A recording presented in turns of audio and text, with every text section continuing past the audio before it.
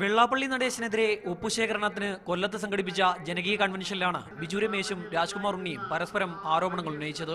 യോഗം ഉദ്ഘാടനം ചെയ്ത ധർമ്മവേദി ജനറൽ സെക്രട്ടറി ബിജു രമേശ് വെള്ളാപ്പള്ളിക്ക് പുറമെ രാജ്കുമാർ ഉണ്ണിക്കെതിരെയും രൂക്ഷമായ ആരോപണങ്ങൾ ഉന്നയിച്ചു. തുഷാർ വെള്ളാപ്പള്ളിക്കെതിരെയുള്ള സ്ഥാനം പിൻവലിച്ചു കൊടുത്തതിന് പ്രതിഫലമായിട്ട് രാജ്കുമാറിനെ SNDP സസ്പെൻഡ് ചെയ്തേക്കാണ്. 3 പേരെ സസ്പെൻഡ് ചെയ്തു ഒറ്റ ടൈം. ഒന്ന് പ്രൊഫസർ മോഹൻദാസ്, ഗോകുലം ഗോപാലൻ, രാജ്കുമാർ. ഈ 3 പേരെ സസ്പെൻഡ് ചെയ്തതിൽ നിന്നും രാജ്കുമാറിനെ മാത്രം SNDP യോഗം ഇലക്ഷൻ കഴിക്കുമ്പോൾ തിരിച്ചെടുത്തു. പ്രത്യേകിച്ച് കാരണമൊന്നുമില്ല. എതിരെ മത്സരിച്ചാൽ പ്രതിപക്ഷമില്ലാതെ തിരഞ്ഞെടുത്തു എന്ന് വരുത്തി തീർക്കാൻ.